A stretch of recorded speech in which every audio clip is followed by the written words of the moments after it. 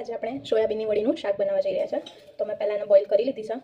આપણે હવે એનું પાણી જે હોય એક્સ્ટ્રા એ કાઢી લઈશું.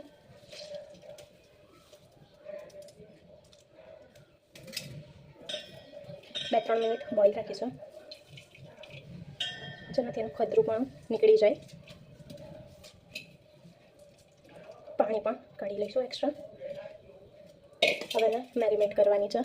તો આપણે પહેલાં ગરમ મસાલો, હળદર, મરચું અને ધાણા જીરું પાવડર ચારે વસ્તુ મિક્સ કરી લઈશું.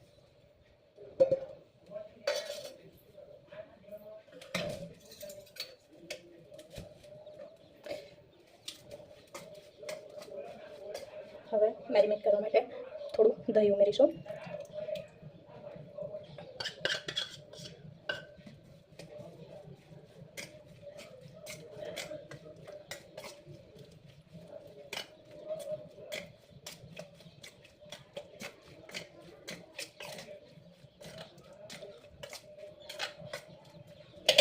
બે થી 4 મિનિટ એને રહેવા દઈશું રેસ્ટ. તેલ ગરમ કરવા મૂકી દીધું છે. થોડુંક જીરું એડ કરીશું. મેં લવિંગ અને મરિયા લીધા છે અહીંયા. તમારી ઈચ્છા હોય તો નાખી શકો છો. હવે થોડી હિંગ નાખી દઈશું. હવે તેમાં આદુ, મરચાં, લસણની પેસ્ટ એડ કરીશું.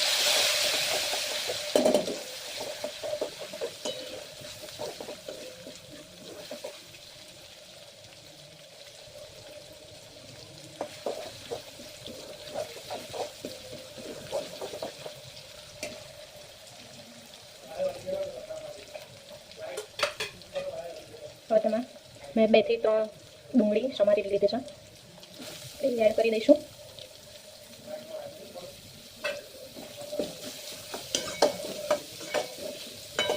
અને તેને થોડી તળવા દઈશું.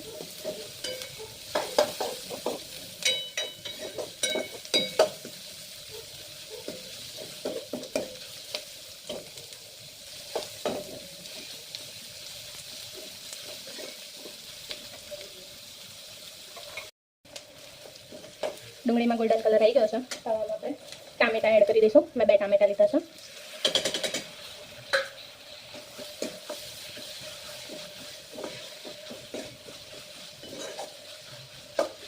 ટામેટાને પકડવા માટે આપણે એમાં 1 ચમચી જેટલું મીઠું એડ કરીશું. 1 અડધી ચમચી. તેને સારી રીતે સાંકળી લઈશું.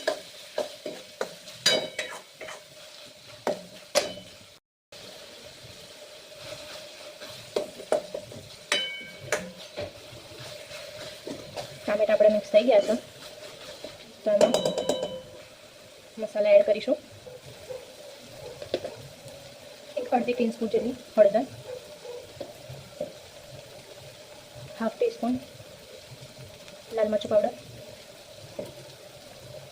1 ટીસ્પૂન ધાણા જીરું પાવડર,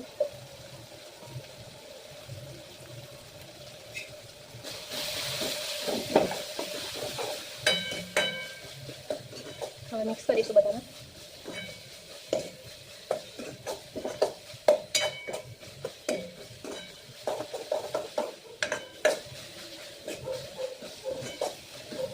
મસાલા જ્યાં સુધી તેલ છોડે ત્યાં સુધી એને સાંકળી લઈશું.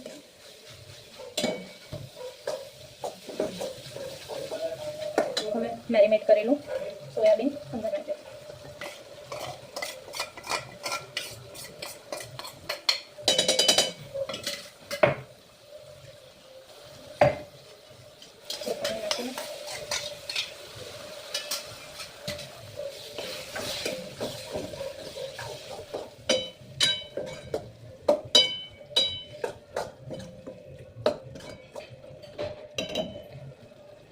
હવે તેમાં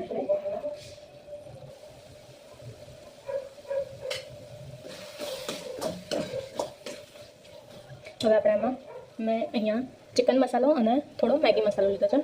1 ને અડધી ચમચી ચિકન મસાલો લીધો છે અને 1 ચમચી જેટલો મેગીનો મસાલો લીધો છે.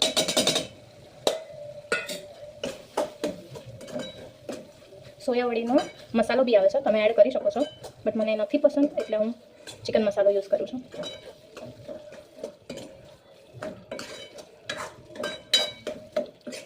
મસાલા તમે તમારા હિસાબથી કમ ઓછા કરી શકો છો. હવે એમાં પાણી ઉમેરીશું. તમારે જેટલી ગ્રેવી જોઈતી હોય એ પ્રમાણે તમે કરી શકો છો. નહીં તો આ રીતે થોડું પાણી એડ કરીને જાડી બી થિકનેસ બી રાખી શકો છો. જેને જે રીતે પસંદ હોય એ રીતે બનાવી શકે છે. મને તો ગ્રેવીવાળું વધારે ભાવે છે. હવે થોડી વાર તેને 1-2 ઉકળો આવવા દઈશું.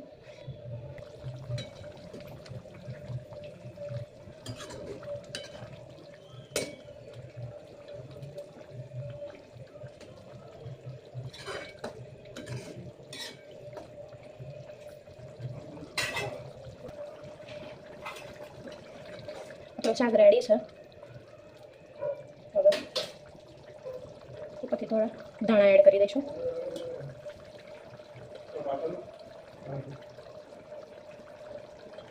તમને મારા વિડીયો ગમ્યા હોય તો પ્લીઝ લાઈક કરો, સબસ્ક્રાઈબ કરો અને વધારે ને વધારે કોમેન્ટ કરો અને શેર કરો. આપણું શાક થઈ ગયું છે.